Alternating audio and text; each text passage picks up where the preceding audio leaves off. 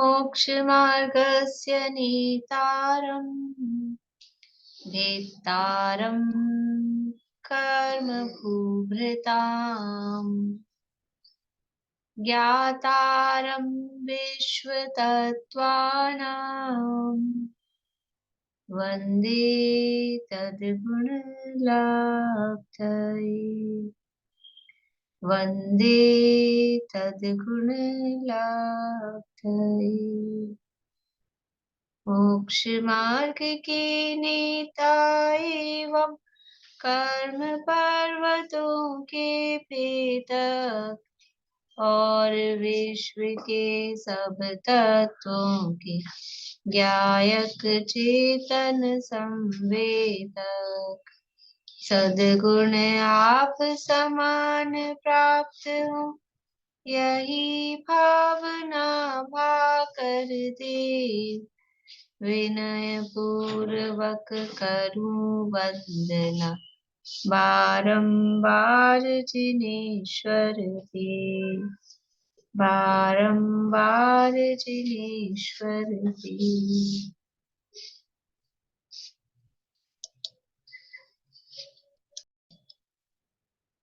तत्वार सूत्र नामक के महाशास्त्र है आचार्य उमा स्वामी द्वारा रचित। इसके अंतर्गत यहाँ अपना दूसरा अध्याय वो आज संपन्नता की ओर है, संपन्न हो जाएगा। यहाँ दूसरे अध्याय में विभिन्न प्रकार से संसारी जीवों की अवस्थाओं का निरूपण किया गया, किस तरह से जीवों के भेद प्रभेद और संसार में उनकी अवस्थाएं, इंद्रियों के भेद प्रभेद, शरीरों का स्वरूप, जन्म का, योनियों का, अनेक प्रकार के स्वरूप यहाँ बताकर अंत में ये प्रश्न समझ लीजिए कि शिष्य के दिमाग में आया कि क्या किसी की आयु में कमी हो सकती है, किसी की आयु घट सकती है, या ऐसा कुछ प्रश्न उठा। तो उन्होंने कहा, अंतिम सूत्र में उसका जवाब दिया। सूत्र का पाठ करते हैं। औपपादिक चरमोत्तम देहा संख्ये वर्ष आयुषो नपवर्त्य आयुषः। ये उपपाद जन्म वाले यानी देव और नर की, चरम और उत्तम शरीर वाले जो उसी भाव में मोक्ष जाने वाले महापुरुष हैं, और जो असंख्यात वर्ष की आयु वाले ऐसे भोग भूमिया के जीव हैं, उनकी भुज्यमान आयु में, उनकी आयु, तो आयु का मतलब कौन सी आयु है यहाँ, भुज्यमान आयु में अपवर्तन नहीं होता। मतलब उनकी भुज्यमान आयु में जितनी आयु है वो उनकी आयु के निषेक क्रम क्रम से उदय में आकर ही खिलेंगे। देखो, अपवर्तन नहीं होता, इसका मतलब क्या है कि जिस लाइन से, जिस क्रम से वो निषेक लगे हुए हैं, निषेक वर्ड समझ में आता है? निषेक का मतलब है कर्म परमाणुओं का जो समूह, जो जितनी स्थिति बंदी है, तो इस स्थिति के रूप में वो हर समय पे वो सेट है कि ये अभी ये वाला ग्रुप आएगा, फिर ये वाला ग्रुप आएगा, ऐसा उसको बोलते हैं निषेक। तो जितने आयु के निषेक हैं, जितने साल की आयु है, जितने वर्ष की आयु है, उतने हिसाब से उसमें वो हर समय समय के निषेक, हर ही कर्म में, प्रत्येक कर्म में इस तरह से निषेक रचना होती है और निषेक सेट हो जाते हैं। अभी यहाँ आयु की बात चल रही है इसलिए अपन आयु की बात कर रहे हैं। तो एक तो 1 बाय 1 निषेक उदय में आए और खत्म हो। जैसे कल घड़े का उदाहरण अपन ने देखा था कि एक घड़े में 10 लीटर पानी है, एक एक बूंद, वो एक एक बूंद गिर रहा है पानी, यानी एक एक निषेक आ रहा है, एक एक बूंद पानी गिर रहा है। तो 1 घंटे में 1 लीटर खत्म हो जाता है, एक एक बूंद गिर गिर के भी। तो ऐसे 1 बाय 1 एक एक निषेक उदय में आता है। तो ऐसे करके देखेंगे तो 80 साल में उसके पूरे निषेक खत्म होंगे। 1 1 ऐसा लगे हुए 80 साल तक के उसके निषेक इतने हैं। लेकिन फिर हमने देखा था उदाहरण में कि किसी बच्चे की बॉल लगी और 5 घंटे तक तो 1 बाय 1 वो हुआ, और फिर बॉल लगने के बाद में वो पूरा घड़ा एकदम से खाली हो गया। तो ऐसे आयु कर्म के भी निषेक 40 साल तक, 60 साल तक तो 1 बाय 1 उदय में आए, और फिर आगे के मान लो 60 तक आए तो 20 साल के जो निषेक बचे हुए हैं, तो वो एक साथ सारे उदय में आके एकदम से खत्म हो जाए, ऐसा पॉसिबल नहीं है। किसके पॉसिबल नहीं है? ये जो 3 नाम यहाँ दिए, औपाध जन्म वाले, चरमोत्तम देह वाले और असंख्यात वर्ष की आयु वाले जो जीव हैं, उनके आयु के निषेक 1 बाय 1 जैसे क्रम से लगे हुए हैं, उसी क्रम से उनके उदय में आएंगे। ऐसा नहीं होगा कि 20 साल के बच्चे 30 साल के बच्चे एक साथ सारे उदय में आके खिर जाए। ये जो सारी बात चल रही है, कौन सी आयु की बात चल रही है? दो तरह की आयु है, मध्यमान और बुद्धिमान। तो ये जो बात चल रही है, ये बुद्धिमान आयु के संबंध में नियम बताया जा रहा है। ठीक है, एक बात। मध्यमान आयु है, तो मध्यमान आयु में तो सारी पॉसिबिलिटीज, या अभी वो पैक है ना, तो उसमें अपकर्षण भी हो सकता है, उसमें उत्कर्षण भी हो सकता है। और उदीर्णा तो उदय में आती भी की होगी, तो मध्यमान में उदीर्णा हो सकती है क्या? मध्यमान आयु में उदीर्णा हो सकती है क्या? नहीं हो सकती, क्योंकि उदीर्णा उसी को कहेंगे ना कि उदय में आके मिल जाए। तो मध्यमान अभी उदय में नहीं आ रही है, मध्यमान तो अगले भाव के लिए बंधी हुई है, वो तो सत्ता में है। देखो, किसी को भी कुछ ऐसे समझ नहीं आ रहे हो तो थोड़ी छोटी छोटी चीज, ऐसे तो मैंने बता दिए थे पहले ही दिन, इसलिए शब्द फिर भी नहीं आ रहा हो तो थोड़ा सा पूछ लेना। सत्ता में है, समझ में आता है? जो मध्यमान आयु है वो तो सत्ता में है। और उदीर्णा कब होगी? कि जो बाद में आने वाले निषेक हैं वो अभी उदय में आ जाएं। तो मध्यमान आयु तो अभी उदय में ही नहीं है, तो मध्यमान आयु में उदीर्णा नहीं हो सकती। मध्यमान आयु में या तो उत्कर्षण हो सकता है या अपकर्षण हो सकता है, ये दो काम उसमें हो सकते हैं। संक्रमण हो सकता है कि मध्यमान आयु में, मध्यमान आयु में संक्रमण हो सकता है, हाँ कि ना?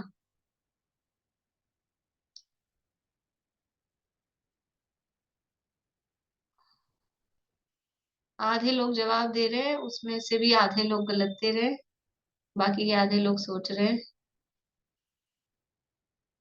आयु कर्म में संक्रमण ही नहीं होता, चाहे मध्यमान हो चाहे बुद्धिमान हो। संक्रमण का नियम अच्छे से रट लीजिए ये बात। आयु कर्म में कभी भी संक्रमण नहीं होता।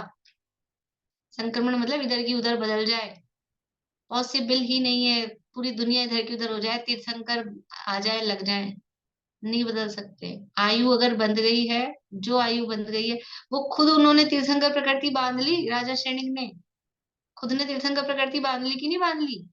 लेकिन अपनी नरक आयु को बदल के बता दे कि नरक आयु बांध ले, उसको बदल दिया जाए, नहीं होता है, पॉसिबल ही नहीं है। तो मध्यमान में तो होता ही नहीं है। बुद्धिमान में वो कर सकते हैं अपन, मनुष्य आयु को बदल के भी देवायु अभी चला दे, कि जब मध्यमान में ही नहीं हो रहा तो बुद्धिमान में तो पॉसिबल नहीं। तो संक्रमण तो हट ही गया। चार चीजें देखो, उत्कर्षण, अपकर्षण, उदीर्णा और संक्रमण, ये चार ज्यादा काम आती है ना? तो संक्रमण तो आउट हो गया, आयु कर्म में संक्रमण तो होता ही नहीं है। अब उदीर्णा होती है, उदीर्णा किस में होगी, मध्यमान में कि बुद्धिमान में? मध्यमान में नहीं होगी, क्योंकि उदय में आना उदीर्णा है, तो मध्यमान तो उदय में आ ही नहीं रही है, बुद्धिमान में होगी। अब बुद्धिमान में किसके होगी और किसके नहीं होगी? कि देवनारकियों के नहीं होगी, भोगभूमि के जीवों के नहीं होगी, और महापुरुष जो उसी भाव से मोह जाने वाले उनके नहीं होगी। तो कौन बुझे? कर्म भूमि के जो सामान्य मनुष्य तिरंज है, उनकी आयु में ऐसी उदीर्णा हो सकती है। अभी देखो, वैसे देखा जाए तो बुद्धिमान आयु में उदीर्णा सबके पॉसिबल है। मैं अब दूसरी बात बता रही हूँ, ध्यान से सुनना, मिक्स नहीं करना। अभी जो पहले कहा हमने कि उदीर्णा नहीं होती है इन तीन लोगों के, वहां उदीर्णा का अर्थ है सारे के सारे निषेध उतर के नीचे आ जाएं। वहां उदीर्णा का हम ये अर्थ ले रहे हैं, उसको इसलिए यहाँ अपवर्तन शब्द दिया है। ठीक है, वहां उदीर्णा का अर्थ हम क्या ले रहे हैं, वो एक्चुअली अर्थ नहीं है वैसे तो, क्योंकि उदीर्णा का अर्थ हमने क्या देखा था, कि जो बाद वाली स्थिति के निषेक है उसमें से कुछ परमाणु उतर के उदय में आ जाए, पूरा का पूरा उतर के नीचे नहीं आए, कुछ परमाणु उतर के नीचे आ जाए, उसका नाम उदीर्णा है। तो वही, ये जो उदीर्णा है ना, रियल उदीर्णा, ये तो सभी जीवों के बुद्धिमान आयु में पॉसिबल है, चाहे देवनार की हो, चाहे मनुष्य तिरंज महापुरुष हो, चाहे भूमिया के जीव हो, ये उदीर्णा सबके पॉसिबल है। कैसे है कि ये आयु के निषेक लगे हुए 80 साल के, अभी यहाँ पे समझ लो 72वें साल में किसी के 1000 परमाणु थे, और अभी उसकी उम्र चल रही 40 साल की, तो 72वें साल के 1000 परमाणु में से 100 परमाणु नीचे आ गए उदय में। तो आयु खत्म हुई क्या उसकी? जल्दी मर गया क्या? जल्दी नहीं मरा, पर ऊपर के कुछ परमाणु नीचे आ गए, तो उदीर्णा तो हुई, उदीर्णा तो हुई, लेकिन उससे उसका मरण नहीं हुआ। देवों में और नारकियों में ऐसी उदीर्णा संभव है, होती रहती है उनके भी, इस तरह की। इसी तरह से अपकर्षण संभव है कि नहीं भुज्यमान आयु में? बद्यमान में तो है, सबको समझ में आता है ना, अब मैं बद्यमान की बात नहीं कर रही। बद्यमान में अपकर्षण हुआ ना राजा क्षणिक के, तो बद्यमान में तो अपकर्षण संभव है, बद्यमान में उत्कर्षण भी संभव है, उदीर्ण और संक्रमण तो होता नहीं है। अब भुज्यमान की बात कर रहे हैं अपन, जो आयु भोगी जा रही है, उस भोगती हुई आयु में इस तरह से उदीरना भी संभव है और उसका मरण नहीं हो ये भी संभव है। ठीक है, बहुत बार ऐसा नहीं, कई बार ये तो अपन ने 1000 में से 100 परमाणु लिए हैं, कभी कभी ऐसा हो 1000 में से 800 परमाणु आ जाए नीचे, ऐसा भी है। और उस वो 800 आए तो अनुभाग भी बढ़ा ना एकदम से, अनुभाग भी यूं बढ़ेगा। बहुत बार ऐसा नहीं होता है, बहुत बीमार हो गए, 15 साल की उम्र में बहुत बीमार हो गई और डॉक्टर ने जवाब दे दिया, 72 घंटे का टाइम दे दिया, ऐसा होता है। और बिल्कुल ऐसा हो गया था, अब गए गए गए, बच्चा 15-16 साल का बच्चा गया, और फिर बच जाते हैं। कभी कभी 80-75 साल, 80 साल की उम्र में भी ऐसा होता है बहुत बार। अपने समझ लो कोई बुजुर्ग हैं घर में, और ऐसा लगता है अभी गए गए गए गए, और बिल्कुल ऐसी स्थिति हो जाती है, और फिर 5-7 साल जीते आराम से। तो वो ये उदाहरण है, कोई जरूरी नहीं उस समय उदीरना हुई ही हो, मतलब हम 100% श्योरली नहीं कह सकते हैं, लेकिन इस तरह की स्थितियां बनती है जीवन में। कभी एक्सीडेंट हुआ, और एक्सीडेंट हुआ और एकदम एक्सीडेंट के समय भी ऐसी स्थिति हो गई मरणासन कि पता नहीं जाएंगे कि बचेंगे, और फिर बाद में रिकवरी हो गई, बच गए। तो ऐसी स्थितियां भी बनती है, तो उस समय ऐसा समझा जाता है 99% कि वो कुछ अ, उदीर्णा रूप से परिस्थिति उस समय बनी है। देखो अब ये जो उदाहरण अपन ने लिया था ना, उस उदाहरण को फिर से ले, जो घड़े में पानी बूंद बूंद टपक रहा था, बूंद बूंद टपक रहा था, 5 घंटे तक बूंद बूंद टपका, 5 लीटर पानी खाली हो गया। 1 घंटे में 1 लीटर खाली हो रहा था, 5 लीटर पानी खाली हो गया। फिर क्या हुआ कि कोई बच्चा आया और उसने जोर से बॉल लगाई कि खुद ने टक्कर मारी, तो वो घड़ा खूब जोर से लुढ़का, गिरा नहीं, खूब जोर से ऐसे हिला तो बहुत सारा पानी उछल के गिर गया, और फिर किसी ने संभाल लिया, समझ लो, या अपने आप ही संभल, कई बार ऐसा होता है, या तो अपने आप ही सेट हो गया वापस से, या किसी ने संभाल दिया, तो एकदम पूरा जीरो नहीं हुआ, कुछ पानी गिर गया, कुछ बचा रहा। तो अब वो जो कुछ पानी गिर गया ज्यादा, तो कम तो हो गया ना, जो बाकी के 5 घंटे चलता, अब वो समझ लो 3 ही घंटे चलेगा, क्योंकि उसमें पानी की क्वांटिटी तो कम हो गई है। तो ऐसी भी स्थिति पॉसिबल है कि पूरा का पूरा खाली ना हो। समझ में? अब उदाहरण में एक देश ही समझना, वो जितना भी जो है, मतलब ये भी पॉसिबल है कि कुछ पानी गिरे, यानी कुछ निषेक आए, लेकिन पूरा का पूरा खाली हो जाए, ऐसा नहीं हो, ये भी पॉसिबल है। ठोकर लगेगी तो पूरा खाली ही होगा, ये जरूरी नहीं है। तो इस तरह की स्थितियां तो बुझेमान आयु में बनती रहती है नॉर्मली। जिनके नाम यहाँ मना किए हैं, उनके साथ भी ऐसी स्थितियां तो बन सकती है, बन जाती है, कि आयु का सामान्य उदीर्णा हो जाए, सामान्य अपकर्षण हो जाए। ये तो देवनारकियों के भी लिखा है, करना नहीं हुआ, मोक्षा प्रकाशक में, मुझे पेज नंबर ध्यान नहीं है, जहाँ अनियोगों में परस्पर विरोध का निराकरण इस तरह का प्रकरण दिया है 8वें अधिकार में, वहां दिया ये प्रकरण कि देवों के आयु की उदीर्णा नहीं होती है, तो सामान्य कथन किया उनके आयु में भी उदीर्णा होती है, देवों में भी। तो वो उदीर्णा होती है, मतलब जो उदीर्णा का सामान्य स्वरूप है, कि कुछ परमाणु ऊपर से उतर के उदयावली में आ गए, वो होता है, देवों के भी होता है, नारकियों की भी होता है, महापुरुषों के भी होता है, सबके हो सकता है, होता रहता है। ये एक जो उत्कर्षण अपकर्षण उदीर्णा संक्रमण, आयु को छोड़ के बाकी जिन कर्मों में संक्रमण पॉसिबल है, ये एक समझ लो रूटीन है कर्मों का, से बोलते हैं, मतलब ये होता रहता है, ये उनका रूटीन का कार्यक्रम है, कि कहीं उत्कर्षण हो रहा है, कहीं अपकर्षण हो रहा है, कहीं संक्रमण हो रहा है, चलता ही रहता है ऐसा, तो होता रहता है उनके रूटीन सिस्टम के हिसाब से।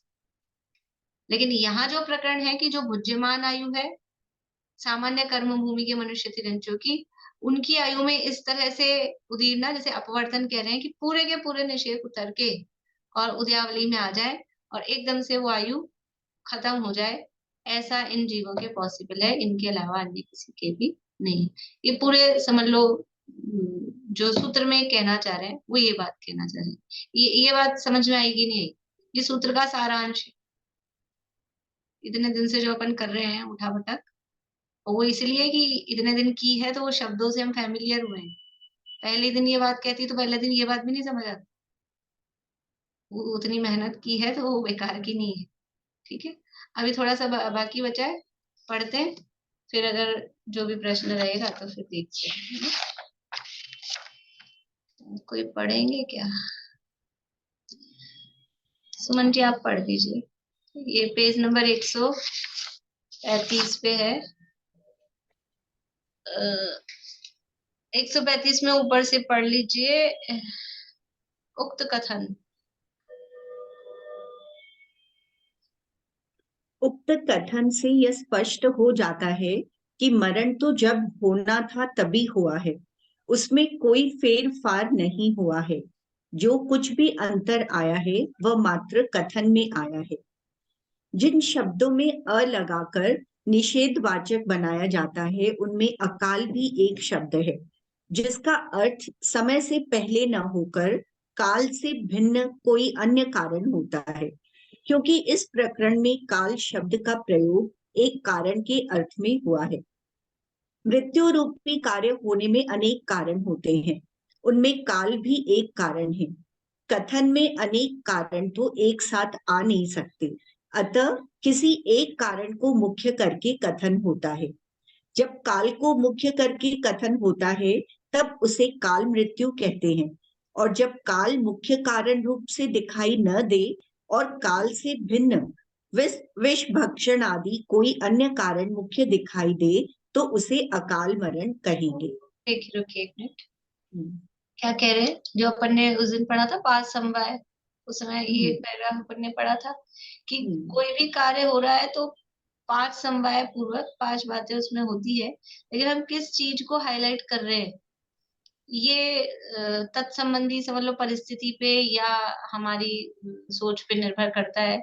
तो किसी की उम्र हो गई है, 90 साल के हो गए हैं, तो ऐसा कहते काल मृत्यु है, मतलब टाइम ही आ गया था, उनका मरने का समय ही आ गया था ऐसा।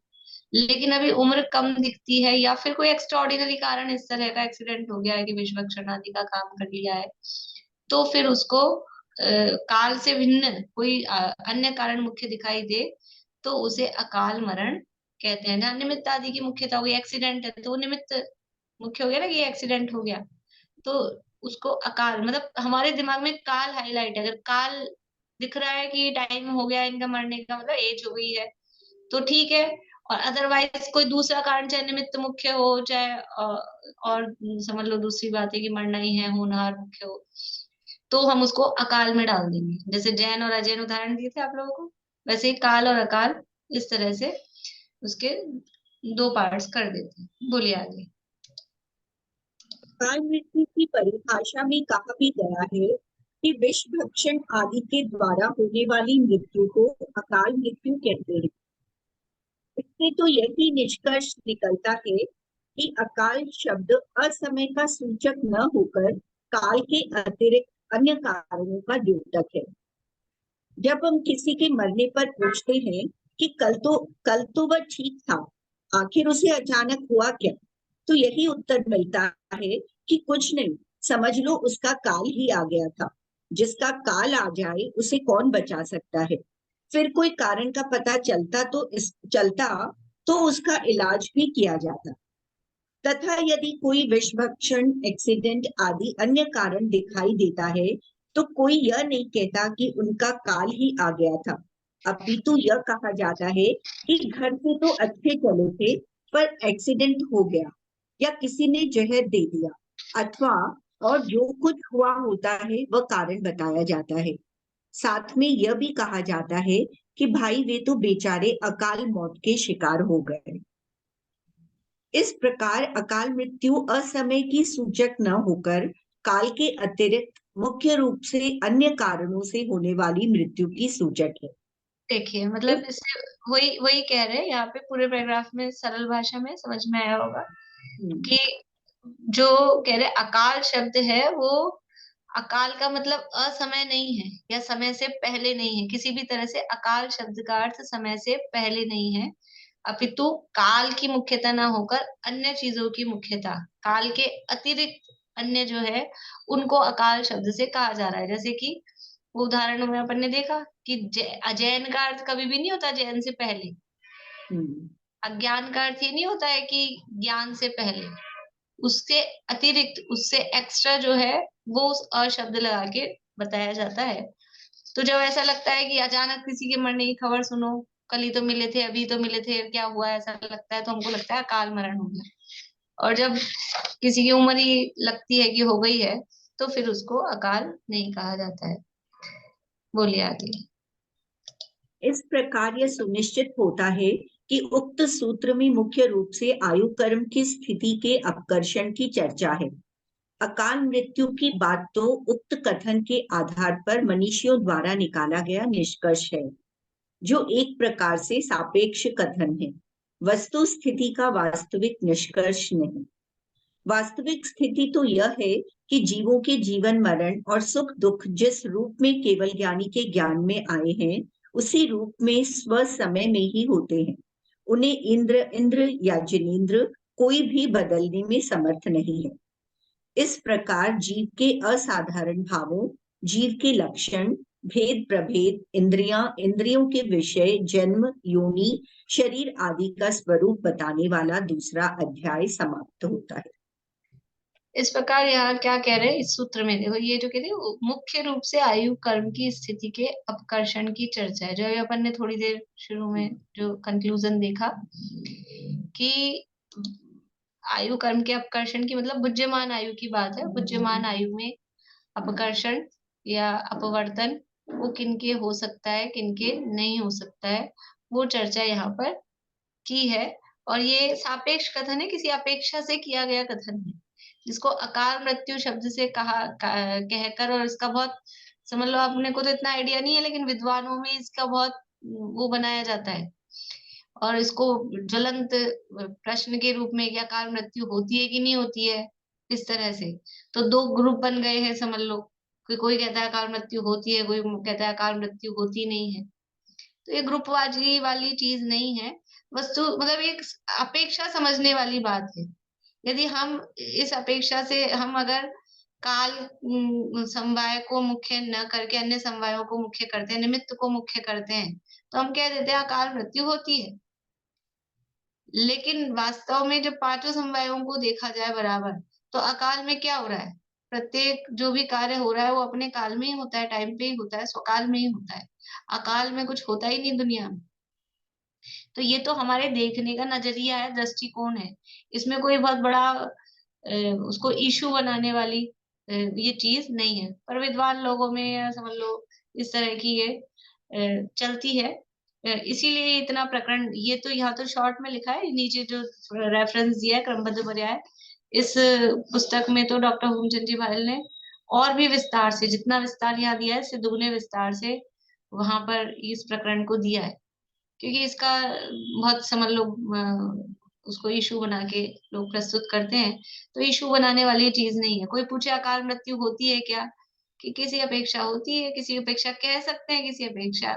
वास्तव में तो अकाल में कुछ होता नहीं है, हमने देख लिया कल अवधि ज्ञानी का, केवल ज्ञानी भगवान का, ज्योतिषी का ये उदाहरण देख के, कि केवल ज्ञानी की अपेक्षा से देखेंगे तो कुछ भी अकाल में नहीं हो रहा है, सब टाइम पे सेट है, वही हो रहा है। लेकिन अवधि ज्ञानी से भी पूछेंगे उसका ज्ञान की सीमा कितनी है, तो वो उस हिसाब से बताएगा। ज्योतिषी से पूछेंगे वो उस हिसाब से बताएगा। और उसको जितना ज्ञान है वो अपने ज्ञान से देख के, और कुछ और हो रहा है तो वो कहेगा कि ये ऐसा, ये तो गलत हो गया, ऐसा तो नहीं होना चाहिए था। तो ये खाली हमारे, या तो हमारे ज्ञान की कमी है, हमारे ज्ञान के, क्योंकि शिवोपशम ज्ञान है तो हमारे ज्ञान की कमजोरी है, या फिर देखने का नजरिया है। इसके अलावा और कुछ भी अकाल वगैरह नहीं है। और यहाँ जो ज्ञान कराया है कि इन इन जीवों की आयु में अपवर्तन नहीं होता, बाकी की आयु में अपवर्तन हो सकता है, तो कर्म भूमि के सामान्य मनुष्यों तिरंचों में ऐसा देखा जाता है। इस तरह की परिस्थिति वहां निमित्त की प्रधानता से उनका मरण आदि की परिस्थिति देखी जाती है। और कोई बहुत बड़ा हवा या बहुत बड़ी चीज ये नहीं है, ये यहाँ पर कहा है। वास्तविक स्थिति तो यह है कि जीवों के जन्म मरण और सुख दुख जिस रूप में केवल ज्ञानी के ज्ञान में आए हैं, उसी रूप में स्व समय में ही होते हैं। सब अपने अपने टाइम पर ही होता है। कोई भी काम हो रहा है, सुखी होने का, दुखी होने का, जीवन का, मरण का, जन्म के संबंध में कल हमने कहा था, बहुत आजकल जन्म की प्लानिंग चलती है, पहले से जन्म पत्रियां बन जाती हैं और फिर उस दिन, तो ये सब भी वास्तव में जिसका जब होना होता है तभी होता है।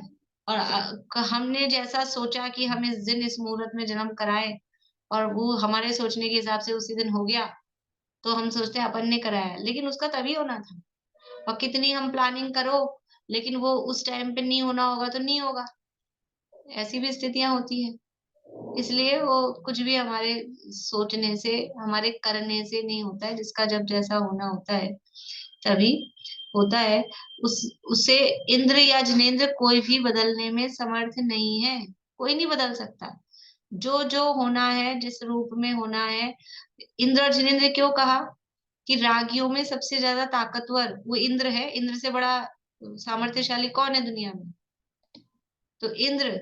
और वीतरागियों में सबसे सामर्थ्यशाली अनंत बल के धनी वो जिनेंद्र भगवान। तो रागी भी नहीं बदल सकते और वीतरागी भी नहीं बदल सकते। कोई भी हो, कोई उसको बदलने में समर्थ नहीं है। और हम यदि अपनी बुद्धि लगाते हैं कि वो ना बदल सके, हम बीच वाले लोग बदल देंगे, तो हमारे जैसा महामूर्ख कौन होगा जो उसको बदलने में अपना दिमाग लगाए? जो बड़े बड़े महारथी नहीं बदल सकते, जो होना है जैसे होना है वो वैसे ही होगा, तो उसको फिर बदलने में कोई भी समर्थ नहीं। इस तरह से ये दूसरा अध्याय, इसमें क्या क्या बातें आई वो याद है। असाधारण भाव, फिर लक्षण, फिर जीवों के भेद प्रभेद, इंद्रिया, इंद्रियों के विषय, जन्म, योनि, शरीर का स्वरूप, और इस तरह से ये अध्याय अपना यहाँ पर पूरा होता है। अब अपने अगले हफ्ते से अपन रिवीजन करेंगे, तो आप लोग 5 भाव संबंधी पूरा पढ़ के आना, 7 सूत्र तक। ठीक है ना? अपन जैसे जैसे जो ग्रुप वाइज टॉपिक हैं, तो मेरे ख्याल से अपन तीनों क्लास में अपन ये रिवीजन कर लेंगे, तो उसके बाद में फिर एग्जाम करके ये तत्वार सूत्र की क्लास यहीं पूरी करेंगे। पहले अपन ने कोविड में चलाया था, तीसरे अध्याय से चलाया था, तो मेरे ख्याल से बहुत है अब आगे। बोली मनन आंटी क्या कह रहे हैं?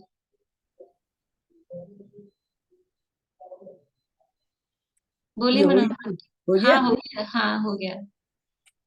नहीं, जब ये उद्दीना देवनागरी में हो सकती तो फिर उनकी आयु तो कम ज्यादा नहीं होती। नहीं बताया ना, आयु तो कम ज्यादा तब हो कि वो वहां से, जैसे 72 साल में उदीरना के लिए कहा था ना कुछ निषेक आए, तो वो पूरा का पूरा निषेक, पूरे के पूरे जो 1000 परमाणु थे, 1000 के 1000 उतर के नीचे आ जाए, तो आयु कम हो। आयु कम, कुछ परमाणु निकल के नीचे आ रहे हैं तो आयु कम नहीं होती। वो उस जगह, वो जगह खाली नहीं हुई ना, उस जगह पे बराबर है कोई ना कोई बैठे हैं वहां कर्म। वहां से सारे कर्म उतर के नीचे आ जाए, तो वो जगह खाली हो जाए तो आयु कम हो जाए। लेकिन वहां से सारे परमाणु उठ के नीचे नहीं आए, कुछ आए तो जगह तो भरी भी है, जगह खाली नहीं हुई, तो इसलिए वो आयु अपकर्षण कम। में भी, अपकर्षण में भी यही होता है। अपकर्षण में, हाँ, बस अपकर्षण में भी नीचे आते हैं, उदीरना में भी नीचे आते हैं। उदीरना में उद्यावली में आ जाते हैं, और अपकर्षण में उद्यावली के ऊपर आते हैं। वो दोनों में अंतर।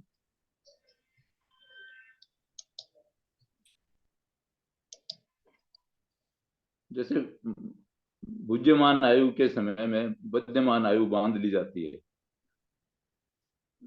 बनती हाँ है।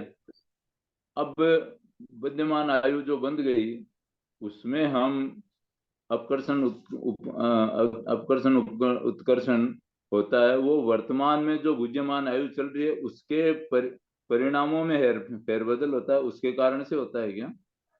हाँ, मतलब उसको अब आयु से ना जोड़े, वर्तमान में जो हमारे आयु बंधी ही हमारे वर्तमान परिणामों के हिसाब से है, तो जो फेरबदल होगा वो भी वर्तमान परिणामों के हिसाब से ही होगा। वर्तमान में जो है उसी के हिसाब से होगा फेरबदल। तो बुद्धिमान आयु में तो परिवर्तन हो, बुद्धिमान आयु में परिवर्तन नहीं होता है, बद्यमान आयु में उतार चढ़ाव हो सकता है।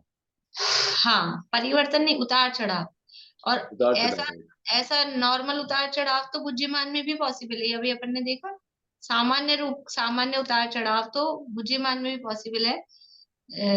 लेकिन बिल्कुल ही आयु कम हो जाए, आयु पूरी कम ही हो जाए, ऐसा वो इन 3 जीवों में संभव नहीं है।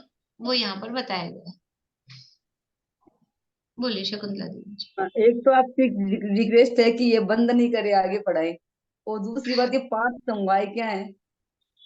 5 समवाय परसों के में हुए थे ना, परसों की क्लास में बताए थे। आप परसों की क्लास फिर से सुन लीजिएगा एक बार, परसों 14 तारीख की, ठीक है, उसमें 5 समवाय पढ़ाए थे।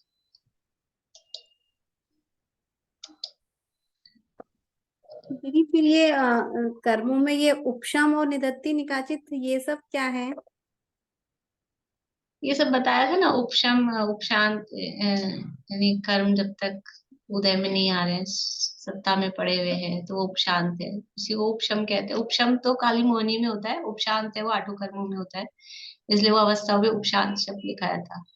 और निधत्ति है कि संक्रमण और उदीर्णा के अयोग्य जो कर्म परमाणु है वो निधत्ति कहलाते हैं। और उत्कर्षण, अपकर्षण, संक्रमण, उदीर्णा चारों के अयोग्य जो परमाणु है वो निकाचित कहलाते हैं। तो पूरी की पूरी प्रकृति निधत्ति या निकाचित रूप नहीं होती, कुछ कर्म परमाणु उसमें से निधत्ति रूप और निकाचित रूप होते हैं, ठीक है। पूरी की पूरी प्रकृति निधत्ति, निधत्ति कर्म, निकाचित कर्म, ऐसा शब्द हमने सुना है। तो पूरी के पूरी प्रकृति जो है, जैसे ज्ञानावरण, दर्शनावरण, वो पूरी की पूरी निधत्ति निकाचित नहीं होती है, मतलब उनके भी जो अंदर सब डिविजन्स है, उसके कुछ परमाणु उसमें से वो निधत्ति रूप या निकाचित रूप, मतलब कुछ परमाणु में ऐसा होता है कि वो उत्कर्षण के योग्य नहीं होते, कि उदीर्णा के योग्य नहीं होते, ऐसा। ये भी किस दिन चला था अपना, पिछले वीक चला था शायद, कर्मों की 10 अवस्थाएं नाम से हेडिंग है पिछले वीक वाली क्लास में, तो 10 की 10 अवस्थाओं के बारे में चला था, उसमें आप सुन लेना दोबारा। बोलिएगा जी। दीदी इस लेसन से ये निष्कर्ष निकला कि जैसे जैसे हमने परिणाम किए वैसे कर्म बंधे हमारे, और जैसे केवली भगवान ने देखा वैसे हमने परिणाम करे, तो फिर हमारे हाथ में क्या रहा? हमारे हाथ में है कि हमको थोड़ी ना पता है केवली भगवान ने क्या देखा है, हमको पता है क्या केवली भगवान ने क्या देखा है। तो फिर हमको क्या करना चाहिए, हम अपने हाथ में कुछ नहीं रहा तो हम ऐसे ही बैठ जाते हैं क्या? जब ये समझ में आ जाए हमारे हाथ में कुछ नहीं है, वास्तव में ये समझ में आ जाए ना हमारे हाथ में कुछ नहीं है, तो फिर आदमी को अंतर्मुख हो जाना चाहिए कि जब बाहर अपने हाथ में कुछ है ही नहीं। जब कहीं ये रेणु जी गए शादी में, और अब इनकी वो कहे कि तुम तो आइए जाए बीच बीच में, लाओ ये काम मैं करा दूं, वो काम मैं करा दूं, और वो इनको कहे कि तुम तो बैठो और कुछ काम नहीं करना, तुम्हारे हाथ में कुछ नहीं है, तो फिर क्या होएगा कि बैठो आराम से अपने कमरे में क्लास सुनो, फिर और क्या करेंगे। तो जिसको ये पता लग जाए कि हमारे हाथ में कुछ नहीं, तो फिर बैठो ना अपने घर में आत्मा में। फिर भी उपयोग इसको अगर उपयोग बाहर ही जा रहा है और इधर उधर की दुनिया की तो करने की सोचता है, और यहाँ पर आके कहता है कि हमारे हाथ में क्या रहा, तो वो उसने सही समझा नहीं है वास्तव में। अगर ये समझ में आता है क्रमबद्ध पर्याय की सच्ची श्रद्धा का फल, जब ये सच्ची श्रद्धा हो जाए कि जैसा केवल ज्ञानी भगवान ने देखा है वैसा ही होगा, तो उसका फल दृष्टि का स्वभाव के सन्मुख होना, कि अपना उपयोग अपने स्वभाव में लग जाए, बाहर कहीं कुछ करने को ही नहीं, कुछ हो ही नहीं सकता, तो बस अपने में बैठो, वही उसका फल है। तो फिर वो केवली भगवान ने भी वही देखा है कि ऐसा ही होगा। तो और दूसरी बात ये है कि हमको पता नहीं ना केवली भगवान ने क्या देखा है, क्या जाना है, तो फिर हमें क्या करना चाहिए, फिर हमें पापों में प्रवृत्त होना चाहिए कि पापों से बचना चाहिए। अगर हम फिर भी पापों में प्रवृत्त हो रहे हैं कि केवली भगवान ने जो देखा है, तो उन्होंने यही देखा है कि तुम नरक में जाओगे पापों में लग के। उनकी क्या, उन्होंने देखा है, इसलिए ये स्वच्छंद होने के लिए नहीं है कि फिर जो होना है वो तो उन्होंने देखा ही है, हम क्या करें, ऐसा नहीं, स्वच्छंदता के लिए नहीं है। पुरुषार्थ सही दिशा में बढ़ता है, हमारे हाथ में क्या रहा कि हमारा जो रास्ता है वो क्लियर हो जाता है।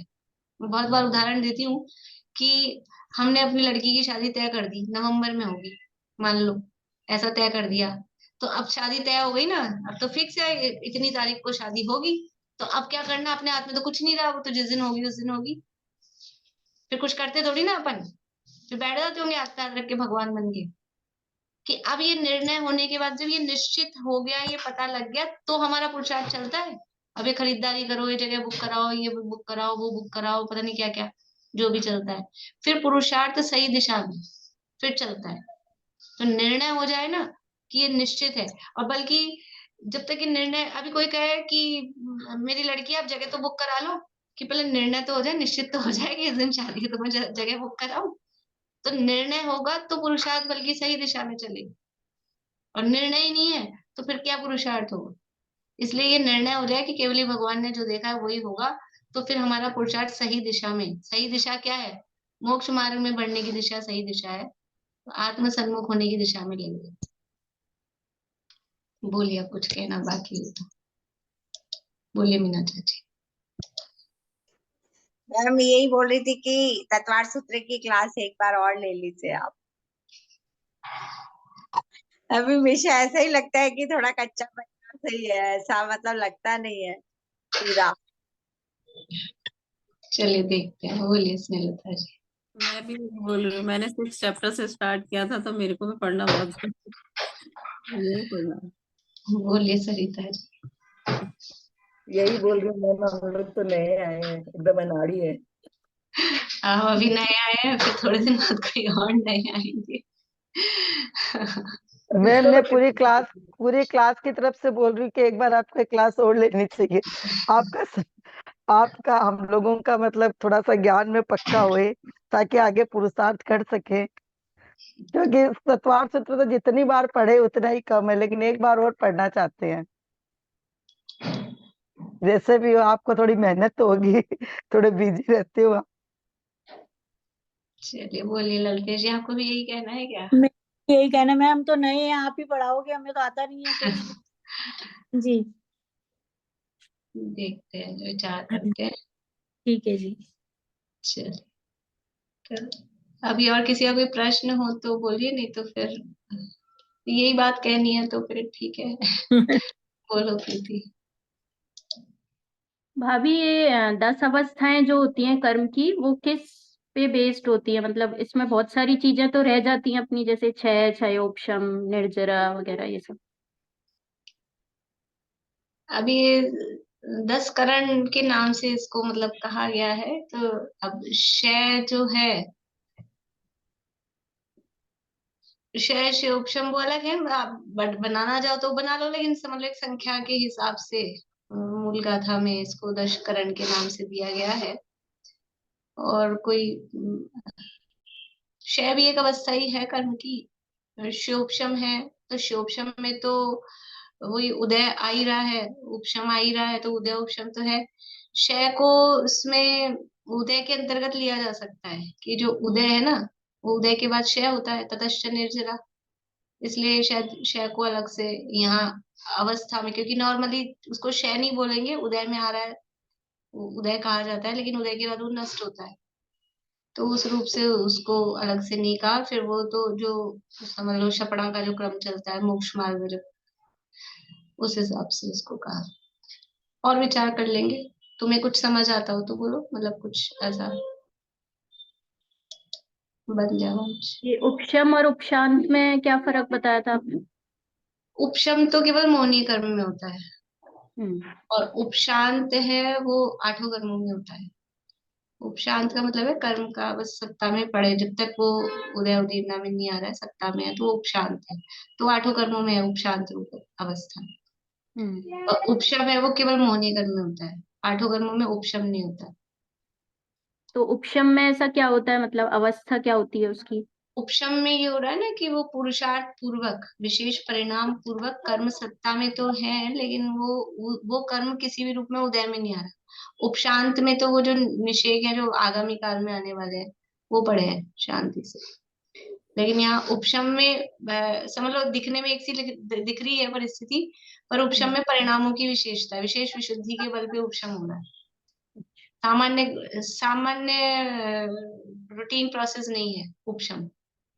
और इसीलिए ये जो कहे हैं 10 अवस्थाएं, समझ लो इससे ये भी समझ में आ रहा है, ये 10 अवस्थाएं ये रूटीन प्रोसेस है। और जो क्षय है या उपशम है, ये एक्स्ट्रा ऑर्डिनरी कुछ काम हो रहा है, इसलिए ये अलग है। और ये तो रूटीन में होते हैं, उत्कर्षण अपकर्षण संक्रमण उदीरना रूटीन में चलती रहती है, पता ही नहीं चलता है कब हो गया है कब नहीं हो रहा है, चलता रहता है। बोलिए बबीता जी। नहीं, यही बोल रहे थे क्लास कंटिन्यू करिए, मेरा तो 2 ही अध्याय हुआ ना, आगे वाला नहीं हुआ। बोलो पारुल। अरे म्यूट हो गई, फिर से म्यूट हो गई। उपशांत और उपशम में ही अंतर पूछ रही थी। हो गया मीना जी, आपका और है? मैम ये जो उपशम होगा तो ये श्रेणी चढ़ते समय ही होता है क्या? उपशम जो हो रहा है वो कि है आप बताओ उपशम कब होता है? आपने कब सुना है? मैं तो यही श्रेणी के काल में उपशम और ये छपक श्रेणी, उपशम श्रेणी, ये सब। अरे 5 भावों के भेद में कहीं उपशम नहीं आता क्या? और कहीं श्रेणी से पहले? हाँ, शयोपशम, शयोपशम। अरे उपशम 5 भावों के भेद में उपशम है कि नहीं है? 5 भावों के 5 भाव बोलिए ना, 5 भाव कौन से हैं? छायोपशमिक। हाँ, औपशमिक का मतलब क्या है? वो ये उपशम। और उपशम भाव के भेद कितने हैं? उपशम भाव के तो 2 है ना, सम्यक तो। हाँ, औपशमिक सम्यक का होता है श्रेणी में जाके। नहीं, वो तो पहले गुणस्थान के बाद ही हो जाता है। पहले के बाद कितना एक स्टेप खिसकाना पड़ रहा है आपको। समझ में आ गई बात? औपशमिक सम्यक होता है कि नहीं? श्रेणी में कहाँ हो रहा है? चौथे नहीं। गुणस्थान में हो रहा है ना? हाँ, पहले गुणस्थान के बाद ही हो पहले रहा में है। नहीं, चौथे में। पहले चौथे में सम्यक तो नहीं है, पहले पहले सम्यक तो नहीं है, जब चौथे चौथा, गुणस्थान में। हाँ, उसके तभी होगा। बोले रेनू। मैम आपके ग्रुप का लिंक ना एक बार सबके लिए खुला कर दीजिए, जो जो पढ़ना चाहते हैं आपको पता चल जाएगा कितने जन पढ़ना चाहते हैं, उस हिसाब से आप डिसीजन लीजिएगा। जल्दी से डिसीजन मत लीजिएगा मैम, एक बार तो पढ़ाना पड़ेगा आपको। और मैं मतलब अधिकार पूर्वक बोल रही हूँ। बोले सुमन जी। नहीं, पढ़ना तो हमें भी है, पढ़ा नहीं था, लेकिन एक प्रश्न भी है मेरा कि कल आप कुछ बता रहे थे तो वो शायद मैं समझ नहीं पाई पूरी तरह कि बंध्य जब आयु बंधती है तो उसके 8 अवसर आते हैं बंधने के, तो उत्कर्षण अपकर्षण भी उन्हीं पॉइंट पर होता है क्या, या ऐसा कुछ? मुझे कुछ समझ नहीं आई थी। उत्कर्षण तभी हो सकता है जब आयु बंध का अवसर आएगा। अपकर्षण कभी भी हो सकता है, यही कल बताया था। कि उत्कर्षण जब ही होता है किसी भी कर्म में जब वो कर्म बंध रहा हो। बिना बंधते हुए कर्म में उत्कर्षण नहीं होता। तो आयु में भी उत्कर्षण कौन सी आयु में संभव है? 2 प्रकार की आयु में से बोलिए। उत्कर्षण इसमें जो बंधने वाली है। हाँ, बध्यमान बध्यमान आयु में उत्कर्षण संभव है ना, बुद्धिमान में तो संभव है नहीं। तो बध्यमान आयु ऐसा है कि आयु कर्म हर समय नहीं बनता है, और तो बहुत सारे कर्म ऐसे हैं, कुछ तो निरंतर बनते ही रहते हैं, और कुछ जो उनकी अपोजिट वाली होती है तो फिर बदल के बनते रहते हैं। पर आयु कर्म हमेशा नहीं बनता है। पूरे जीवन में 8 ही चांस मिलते हैं कि जब आयु बंध सकती है, और वो 8 तो मैक्सिमम चांस है। उनमें से किसी को 1 मिले, किसी को 2 मिले, किसी को 5 मिले, किसी को 8 मिले, ऐसा संभव है, वो चांस है। तो मान लीजिए किसी का पहला चांस आया, अभी मैं वो नहीं बता रही कब आता है, उसका भी पूरा सिस्टम है। तो पहला चांस किसी को मिला आयु बंध का, और उस समय उसकी आयु बंध गई पहले ही चांस में। उसके बाद में जब दूसरा चांस आया तब भी उसके परिणाम ऐसे थे कि फिर से वो आयु बांध रहा है। ये तो परिणाम आयु बंध के योग्य परिणाम स्पेशल होते हैं। बहुत एक्सट्रीम तीव्र कषाय या एक्सट्रीम मंद कषाय में आयु नहीं बनती। मंद मध्यम लेशिया के परिणामों में आयु बनती है। तो फिर से उसकी आयु पहली बार में बांध ली, दूसरी बार भी उसके वैसा, दूसरी बार उसको चांस मिला तो फिर उसके परिणाम थे, तो फिर से वो आयु बांध रहा है दूसरी बार में भी। तो कौन सी आयु बांधेगा? पहली बार में देवायु बांध ली, तो अब दूसरी बार में कौन सी बांध लेगा? कि फिर अब इसके नरक के भाव हो जाएंगे तो नरक बांध लेगा? नहीं, वो जो बंधी है वही बंधेगी, आयु तो वही बंधेगी, लेकिन अब दूसरी बार में स्थिति कुछ आगे पीछे हो सकती है। तो अभी अब इसके परिणाम कैसे? पहली बार में जैसे अब राजा श्रेणी का ले लें अपन, पहली बार में 33 सागर की नरकायु बांध ली थी। अब दूसरा चांस आया, तो परिणाम विशुद्ध हो गए थे। तो वो 33 सागर की स्थिति को घटा के, यद्यपि अपकर्षण तो बिना आयु बंध के समय ही हो सकता है। अपन इसको उल्टा कर लो, उदाहरण को कोई और जीव है, पहली बार में उसने 84,000 वर्ष की आयु बांध ली थी नरक की। अब दूसरा चांस आया और उसके परिणाम और अधिक कषाय वाले तीव्र हो गए, तो उसने वो जब दूसरा चांस आया है तो वही नरक आयु फिर से अब वो उसने 33 सागर को उसको बढ़ा लिया, तो ये कहलाएगा उत्कर्षण। तो ये जो बढ़ाने वाला प्रोग्राम है ये कब होगा कि जब उसका चांस आएगा, जब वो आयु बांध रहा होगा। चांस आने मात्र से नहीं, चांस आने पर भी जब वो अगर बांध रहा है तो ही उसका उत्कर्षण पॉसिबल है। अपकर्षण के लिए ये कंडीशन की जरूरत नहीं है, अपकर्षण तो कभी भी हो सकता है। आयु एक बार बन गई 33 सागर की, अब सम्यक दर्शन प्राप्त हुआ तो अपने आप ही उतर के नीचे आ जाएंगे, निषेध मतलब स्थिति कम हो जाएगी अपने आप में परिणामों के निमित्त से। तो अपकर्षण के लिए बंद होने का नियम नहीं है, लेकिन उत्कर्षण के लिए वो कर्म बंधना चाहिए। जिस समय बंध रहा होता है उसी समय उसमें उत्कर्षण संभव है। तो ये दूसरे चांस में हुआ। अब मान लो तीसरा चांस आया, फिर आयु के योग्य नहीं परिणाम हुए, नहीं बंधी। फिर चौथा चांस आया, फिर उसके परिणाम हो गए आयु बंध के योग्य। अब मान लो अभी और जगह बची हो, और अभी तो 33 सागर से मान लो उसने 2 सागर की बांधी हो, फिर और बढ़ा मतलब वो कर ले तो और बढ़ा ले, ऐसा करके बंध के समय उत्कर्षण कर सकता है। और अपकर्षण कभी भी हो सकता है, संक्रमण आयु में कभी नहीं होता। नहीं। और कभी भी नहीं। सामान्यतः क्या ऐसा भी नियम है कि पहली बार दूसरी बार भी सामान्य लोगों को बंधती नहीं है, मतलब नहीं अंत समय नहीं में बनती नहीं, है? ऐसा कोई नियम नहीं है। जब वो आयु बंध के योग्य परिणाम मध्यम लेशा के होते हैं तो इसमें कोई सामान्य विशेष का ऐसा कोई नियम नहीं कि पहली बार नहीं बंधेगी दूसरी बार में बंधेगी। जब भी कभी बन जाए आठों में से तो बन जाए, और फिर भी किसी के आठों चांस में भी किसी के योग्य परिणाम नहीं मिले और आयु नहीं बंधी, तो मरण के अंतर्मुहूर्त पहले तो आयु बंधती है, उसके बिना मरण नहीं होता है। अचानक मान लो 20 साल का बच्चा था, अचानक एक्सीडेंट हुआ, तो उसी समय बिल्कुल मरने के अंतर्मुहूर्त में क्या 1 मिनट पहले उसी समय आयु बंधे। 1 मिनट भी अपन बोल रहे हैं, अंतर्मुहूर्त एक आवली एक समय से चालू हो जाता है, तो वो आयु बांध के ही अगले भाव में जाएगा, बिना आयु बांधे अगले भाव में नहीं जा सकता है।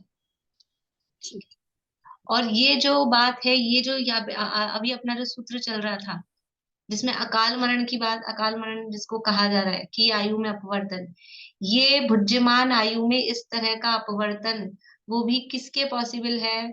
जिसने अभी अगले भाव की आयु नहीं बांधी है, जो पद्यमान आयु वाला नहीं है, उसी के पॉसिबल है।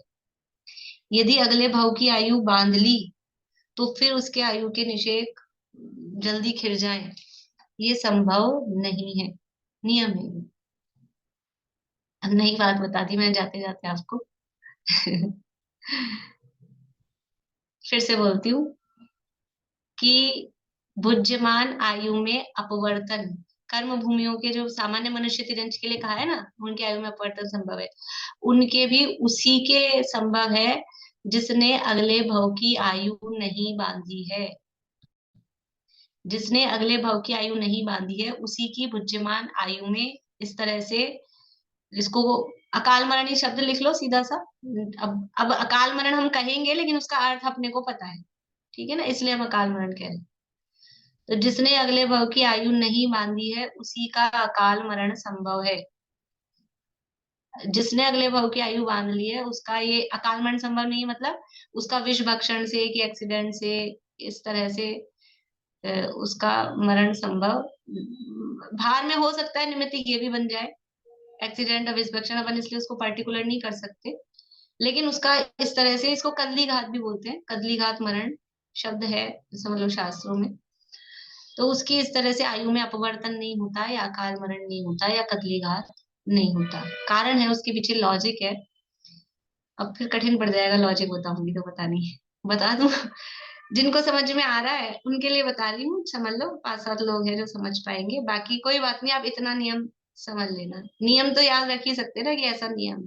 लॉजिक क्या है कि आयु कर्म की अबाधा कितनी होती है? अबाधा पता है? जब तक वो उदय में नहीं है हर कर्म की अबाधा होती है। तो आयु कर्म की अबाधा कितनी होगी कि जब से यहाँ आयु बांधी तब से लेके और इस भव की जितनी आयु बची है वो उसकी अबाधा है। आयु की अबाधा कितनी होगी कि मान लो मेरी उम्र है 70 साल की और मैंने आयु बांध ली 50 साल की उम्र में, तो अब मेरे आयु की अबाधा कितनी है? 20 साल। जितनी अब यहाँ की आयु बची है वही तो अबाधा का मतलब है वो कर्म कब तक उदय में नहीं आएगा उसको बोलते हैं अबाधा। तो अगले भाव की आयु कब तक उदय में नहीं आएगी? जब तक यहाँ के 70 साल पूरे नहीं होंगे, तभी तो उदय में आएगी ना अगले भाव की। तो ये 20 साल है आयु की अबाधा। अब यदि 70 साल की मेरी उम्र है और अगले भाव की आयु बांध ली, और अब यहाँ पे 50 साल 55 साल में आप कह दो उदीर्ण हो गया, अपवर्तन हो गया, तो वो अबाधा कहाँ जाएगी? 20 साल की अबाधा 15 में, अबाधा में अपकर्षण नहीं होता। अबाधा कम हो जाए इस तरह से आयु कर्म की, वो पॉसिबल नहीं है।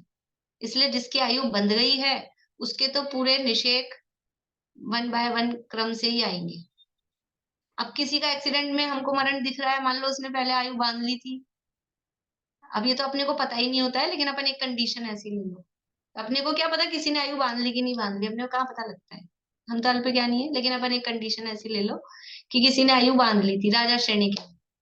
राजा श्रेणिक का पता है अपने को आयु बांध ली थी, और राजा श्रेणिक की मृत्यु कैसे हुई पता है आप लोगों को?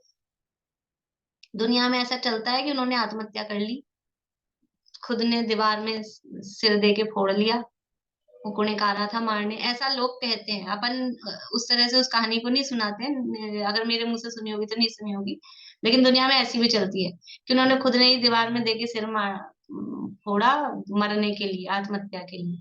तो ऐसा कहते हैं उन्होंने आत्महत्या की, लेकिन वो आत्महत्या नहीं कर सकते। पहली बात, एक तो सम्यक दृष्टि थे, सम्यक दृष्टि आत्महत्या करता नहीं है, एक तो ये बात। दूसरी बात, करना नहीं योग से क्या कि उनकी आयु बंध गई थी, ये तो सबको पता है ना, नरक आयु बंध गई थी, तो इसमें तो किसी को डाउट ही नहीं है, ये तो सबके सामने प्रकट है। और जिसकी आयु बंध गई हो तो वो आत्महत्या करके इस तरह से मरण नहीं कर सकता है, क्योंकि फिर वो आयु की जो उसकी अबाधा बची है उसका क्या होगा। इससे भी समझ में आता है कि राजा श्रेणिक ने आत्महत्या नहीं की थी। तो ऐसे ही अभी तो अपने को दुनिया में सामान्य आदमियों को पता नहीं, अब किसी का एक्सीडेंट से मरण दिखा अपने को, तो अपने को क्या लगेगा कि इनकी अकाल मरण हो गया, इनकी आयु नहीं बंधी होगी, पहले एंड टाइम पे बांधी होगी। सामान्य रूप से हम ऐसा सोचते हैं, लेकिन ऐसा भी हो सकता है उसने आयु पहले बांध ली हो और उसका मरण ही इसी तरह से होना हो, एक्सीडेंट पूर्वक ही। ये भी तो एक नियति में निश्चित हो सकता है ना कि उसका मरण ही ऐसा होना निश्चित हो, उसकी आयु इतनी ही हो, तो वो भी पॉसिबल है। ठीक है, तो फिर ये वाले जीव बिल्कुल लास्ट में बांधेंगे, बद्यमान वाली। मरण के 8 अपकर्ष अलग हैं, उसके बाद में ये मरने के अंतर्मूर्त पहले वाला, इसको भवा अद्धा बोलते हैं, असंक्षेप अद्धा काल, वो शब्द रह दो। मरने के अंतर्मूर्त पहले वो बांधेगा ही बांधेगा, वो एक नवा समझ लो पॉइंट उसके लिए अलग से मिल जाएगा। एक और वो जो ये सैनिक राजा का जो आता है, वो जेल में बंद किया था, तो वो वाले पुत्र थे जो अभी कहानी चली थी वारिशेन। नहीं, वो वारिशेन नहीं, कुणिक दूसरा था, कुणिक। ये आयु बनती है वो 2/3 पे बनती है, 1/3 पे बनती है? 2/3 पे पहला चांस आता है, फिर जितनी बचती है उसके 2/3 के बाद दूसरा चांस आता है। जैसे 81 ईयर होए तो 54 साल पे बंधेगी। 54 साल, हाँ। उसके पहले नहीं बन सकती? नहीं, 2/3 बीतने पर, 2/3 बीतते ही पहला जो अंतर्मुहूर्त आता है उसमें पहला चांस बनता है। बोलिए पारुल। ओवर टाइम नहीं करूंगी मैं, आप सोच सोच के हैंड रेज मत करिएगा, ये तबीयत ठीक नहीं है। काल और सत्ता में क्या अंतर हुआ? सत्ता का मतलब भी कर्मों का पढ़ा है उसमें रामायण। आबाधा काल टाइम को बता रहा है कि इतने समय तक कर्म उदय में नहीं आए, शांत बैठा रहे, कुछ नहीं करेगा, उसको बोलते हैं आबाधा, बाधा नहीं पहुंचाएगा जब तक। अच्छा, पहला निषेक भी उदय में आ गया तो वो फिर सत्ता में हो जाएगा, वो जो टाइम सत्ता में तो है, जो भी कर्म बनते हैं ना, तो जितनी उनकी स्थिति है, स्थिति के रेशो में उनकी आबादा पड़ती है। 70 कोड़ा कोड़ी की स्थिति का कर्म बांधा है तो 7000 वर्ष की आबादा पड़ती है। एक कोड़ा कोड़ी सागर के लिए 100 वर्ष की आबादा, ऐसा रेशो है। तो जितनी स्थिति का कर्म बंधा है उसके हिसाब से उतने समय तक तो वो शांति से बैठा है। ये चांस मिलता है कि अभी तो कर्म उदय में आएगा ही नहीं, तो बांध के आपने रख लिया, इसी बीच में उसमें आपको जो करना खत्म करके नष्ट करके भी मोक्ष जा भी सकते हो। ये आबादा इतना अच्छी चीज है, लेकिन आयु को नहीं खत्म कर सकते। आयु बंध गई उसको तो भोगना ही पड़ेगा, आयु बांध ली तो उसको भी अपन नष्ट कर लो, ऐसा नहीं। बोलिए सुमन जी। किसी भी तरह से जो आयु कर्म बंधने वाला जो कैलकुलेट किया जा सकता है कि 2/3 से ऐसे आयु कुछ कैलकुलेट? हाँ, ये कैलकुलेशन दी है ना इन्होंने, जो 81 कहा ना, तो ऐसे 81 से आप निकालो 2/3 54 पे आएगा, फिर जितने बचे 18 का उसके 27 साल बचे, तो फिर 27 का 2/3 जब बीतेगा तो टू दूसरा टाइम थर्ड आएगा फिर। लेकिन आयु बंधी नहीं बंधी, वो क्या पहचाना ये थोड़ी जा नहीं हम सकता? ये नहीं ये हम नहीं जान सकते, तो अवधि ज्ञानी या केवल ज्ञानी, अवधि ज्ञानी जान सकते हैं कर्मों को देख के, अवधि ज्ञानी जान सकते हैं, अथवा केवल ज्ञानी भगवान जान सकते हैं। हमको नहीं पता लग सकता है। इसलिए इस प्रकरण से शिक्षा क्या मिलती है कि हमको नहीं पता हमारे आयु का अवसर कब आएगा। अब हम किसी की, ये इतने साल में मरे दादाजी, तो फिर उनकी आयु का हिसाब लगाओ कि ये जब 2/3 में थे तो ये 54 साल के थे, तो इनके कैसे परिणाम थे। अरे वो एक अंतर्मुहूर्त आता है, और हमको एक तो टोटल आयु एग्जैक्ट पता ही नहीं है, जन्म का समय एग्जैक्ट नहीं पता है किसी को। वो तो हम गर्भ से बाहर आते हैं उसी में ऊपर नीचे होते हैं, डॉक्टर कुछ और टाइम कहता है, अपन कुछ और टाइम देखते हैं, और लिखा हुआ कुछ और ही टाइम आता है उसमें बर्थ सर्टिफिकेट में। एक्चुअल में तो गर्भ में किस समय आया, एकदम सूक्ष्म है ना समय, तो उस हिसाब से आयु की कैलकुलेशन होती है। तो वो पहला अंतर्मुहूर्त जब आता है 2/3 बीतते ही, तो अब कैसे हर क्षण तो परिणाम बदलते हैं, तो दूसरों का हिसाब दूसरों का ही लगा सकते हैं, अपनी तो आयु अपन मर जाएंगे तो कैसे पता लगेगा अपनी कितनी आयु थी। तो दूसरे को मरा हुआ देख के उसकी आयु का हिसाब लगाएंगे, उससे क्या लाभ है, उससे कोई फायदा तो नहीं है। हम तो अपने परिणाम सोचे कि हमारा वो 2/3 कब आ जाएगा, और आ गया होगा क्या मालूम, आ ही गया होगा, यही सोच के अपन चलते हैं, क्योंकि सब कोई बड़े बड़े से ही बैठे हैं अपन लगभग। तो वो हमारा आ गया, अब आयु बंध गई या नहीं बंधी, तो मान लो नहीं बंधी, तो अब बंधने का टाइम निकट ही है, फिर समझ लो प्रीति पारुल इनको छोड़ दो, बाकी तो ज्यादातर सब बड़े बड़े से ही दिख रहे हैं मुझे, मेरे सहित। तो फिर वो नहीं बंधी तो कभी भी बंध सकती है, तो हमें क्या सतर्क रहना चाहिए, हमारे परिणाम कितने हमको संभाल के रखने की कोशिश करनी चाहिए, यानी कितना हमको अपने परिणामों पर ध्यान देना चाहिए। और जिनकी नहीं बंधी उनकी भी बंधने वाली है, और अब हमारी तो बंधी गई होगी, अब क्या करें। तो बंध गई होगी तो भी आपको चांस बता रहे हैं कि उसमें भी जो भी कोई बंध गई होगी तो उसमें कुछ तो जो बेस्ट पॉसिबल है वो तो किया जा सकता है। इसलिए हर समय मरते मरते भी आयु बनती है, देखा ना, जिसने पहले से आयु नहीं बांधी तो मरण के अंतर्मुहूर्त पहले 1 मिनट पहले आयु बनती है। अभी अपन ये सोचो किसी को मरते मरते जिंदगी भर तो इन्होंने कुछ किया नहीं, मरते मरते नमोकामन सुना रहे हैं, क्या होगा। बात तो सही है, जिंदगी भर ही धर्म पढ़ना सुनना चाहिए था, लेकिन मरते मरते भी सुना दो। हो सकता है कि कुत्ते को नमोकामन सुनाया तो मरते मरते उसके परिणाम बदल गए ना, तो मरते मरते भी जीव के परिणाम बदल सकते हैं। हो सकता है वो अभी आयु बांध रहा हो तो उसके परिणाम सुधर जाए, धर्म में लग जाए, सदगति उसकी हो जाए। तो ये तो दूसरों के लिए भी और अपने लिए भी, कि हर समय एवरी टाइम रेडी रहना चाहिए।